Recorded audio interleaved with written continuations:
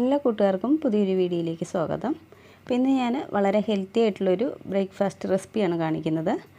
Soya വെച്ചിട്ട് ഉണ്ടാക്കുന്ന ഒരു പുട്ടിൻ്റെ റെസിപ്പിയാണ് കാണിക്കുന്നത്. ഇത് നമ്മുടെ കുട്ടികൾക്കൊക്കെ കൊടുക്കാൻ പറ്റിയ നല്ലൊരു ബ്രേക്ക്ഫാസ്റ്റാണ്. അപ്പോൾ വീഡിയോ കണ്ട് ഇഷ്ടപ്പെടുവാണെങ്കിൽ മറക്കാതെ എല്ലാവരും ഒന്ന് ലൈക്ക് ചെയ്ത് സപ്പോർട്ട് ചെയ്യണേ. അപ്പോൾ നമുക്കിതെങ്ങനെയാണ് തയ്യാറാക്കി എടുക്കുന്നതെന്ന് നോക്കാം.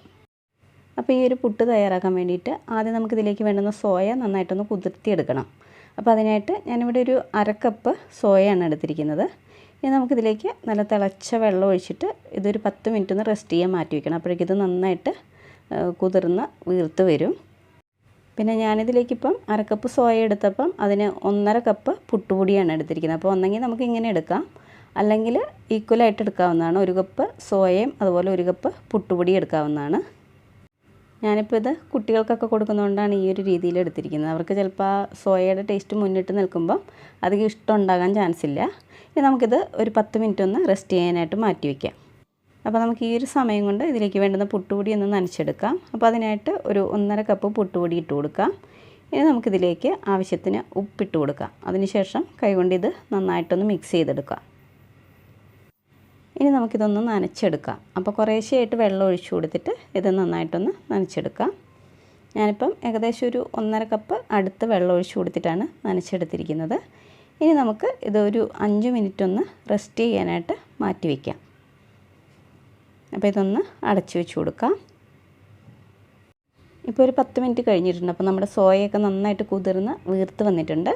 ഇനി നമുക്ക് ഇത് വെള്ളമൊക്കെ കളഞ്ഞിട്ട് നന്നായിട്ടൊന്ന് പിഴിഞ്ഞെടുക്കാം. അതിനുശേഷം നല്ല പച്ച വെള്ളം ഒഴിച്ചിട്ട് 1-2 പ്രാവശ്യം നന്നായിട്ടൊന്ന് കഴുകിയെടുക്കാം. എന്നിട്ട് നന്നായിട്ടൊന്ന് പിഴിഞ്ഞെടുക്കണം. അതിനുശേഷം ഇത് നന്നായിട്ടൊന്ന് മിക്സിയുടെ ജാറിലിട്ടിട്ട് പൊടിച്ചെടുക്കണം. അപ്പോൾ നമ്മൾ പിഴിഞ്ഞെടുക്കുമ്പം ഒട്ടും വെള്ളമില്ലാതെ തന്നെ നന്നായിട്ട് പിഴിഞ്ഞെടുക്കണം. അപ്പോൾ ഞാൻ സോയ പൊടിച്ച് മാറ്റി വെച്ചിട്ടുണ്ട്. ഇനി നമ്മുടെ പുട്ടുപൊടി നന്നായിട്ടൊന്ന് ആദ്യം ഇളക്കി കൊടുക്കാം. അതിനുശേഷം ഇതിന് മിക്സിയുടെ ജാറിലിട്ടിട്ട് ജസ്റ്റ് ഒന്ന് പൊടിച്ചെടുക്കുക. അങ്ങനെ ചെയ്യുമ്പോൾ ഈ കട്ടയൊക്കെ മാറിയിട്ട് നമ്മുടെ പുട്ടുപൊടി നല്ല സോഫ്റ്റായിട്ട് കിട്ടും. അപ്പോൾ ഇത് മിക്സിയുടെ ജാറിലിട്ടിട്ടൊന്ന് പൊടിച്ചിട്ട് വരാം. അപ്പോൾ ഞാൻ പുട്ടുപൊടി ഒന്ന് മിക്സിയുടെ ജാറിലിട്ടിട്ട് പൊടിച്ചെടുത്തിട്ടുണ്ട്. ഇപ്പോൾ നമ്മുടെ പുട്ടുപൊടി നല്ല സോഫ്റ്റായിട്ട് കിട്ടിയിട്ടുണ്ട്. അതുപോലെ കട്ടയൊക്കെ നന്നായിട്ട് മാറി കിട്ടിയിട്ടുണ്ട്.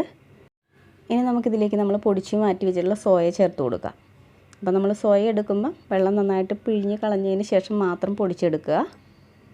അതിനുശേഷം നമുക്കിതിലേക്ക് വളരെ ചെറുതായിട്ട് അരിഞ്ഞിട്ടുള്ള ഒരു ചെറിയ സവാളയും അതുപോലെ ഒരു 2 പച്ചമുളകും കുറച്ച് കറിവേപ്പില ചെറുതായിട്ട് അരിഞ്ഞും കൂടെ ചേർത്ത് കൊടുക്കാം.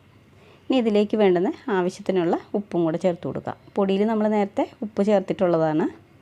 ഇനി ഇതെല്ലാം കൂടെ നന്നായിട്ടൊന്ന് മിക്സാക്കി എടുക്കാം.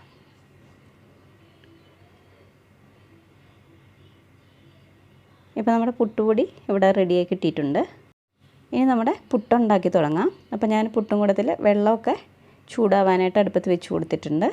ഇനി നമ്മുടെ പുട്ടും കുറ്റിയിൽ ആദ്യം തേങ്ങ ഇട്ട് കൊടുക്കാം. അതിനുശേഷം ഇതിലേക്ക് പൊടി ഇട്ട് കൊടുക്കാം. ഒരു പകുതി ഭാഗത്തോളം ഇട്ട് കൊടുക്കാം. ഇനി നമുക്കിതിലേക്ക് കുറച്ചുകൂടെ തേങ്ങ ഇട്ട് കൊടുക്കാം. അതിനുശേഷം വീണ്ടും പൊടി ഇട്ട് കൊടുക്കാം. ഇനി മേലെ കുറച്ചുകൂടെ തേങ്ങ ഇട്ട് കൊടുക്കാം. അതിനുശേഷം ഇത് അടച്ചു വെച്ചിട്ട് നമുക്ക് ഇതിൻ്റെ മേലെ വെച്ച് കൊടുക്കാം. ഇനി ഇത് ആവി വന്നോട്ടെ. ഇപ്പോൾ നമ്മുടെ പുട്ടും കുറ്റിയിലൊക്കെ നന്നായിട്ട് ആവി വന്നിട്ടുണ്ട്. ഇതിനെ നമുക്ക് പതുക്കെ ഒന്ന് ഇതിൽ നിന്ന് മാറ്റാം. അതിനുശേഷം ഇതൊന്ന് കുത്തി കൊടുക്കാം. അപ്പോൾ വളരെ ടേസ്റ്റിയും അതുപോലെ നല്ല ഹെൽത്തി ആയിട്ടുള്ള നമ്മുടെ സോയ പുട്ട് ഇവിടെ റെഡി ആയിട്ടുണ്ട്. ഇത് ചൂടോടുകൂടി കഴിക്കാനാണ് കൂടുതൽ ടേസ്റ്റ്. അപ്പോൾ എല്ലാവരും തീർച്ചയായിട്ടും ഒന്ന് ട്രൈ ചെയ്ത് നോക്കുക. സോയയൊക്കെ കഴിക്കാത്ത കുട്ടികളാണെങ്കിലും ഈ ഒരു രീതിയിൽ കൊടുത്തിട്ടുണ്ട്, അവർ തീർച്ചയായിട്ടും കഴിക്കും. അപ്പോൾ വീഡിയോ ഇഷ്ടപ്പെട്ടാൽ മറക്കാതെ എല്ലാവരും ഒന്ന് ലൈക്ക് ചെയ്യുക. ആദ്യമായിട്ട് ചാനൽ കാണുന്ന കൂട്ടുകാരുടെ ഒന്ന് സബ്സ്ക്രൈബ് ചെയ്ത് സപ്പോർട്ട് ചെയ്യണേ. അപ്പോൾ അടുത്ത നല്ലൊരു വീഡിയോയുമായി കാണുന്നവരെ ബൈ.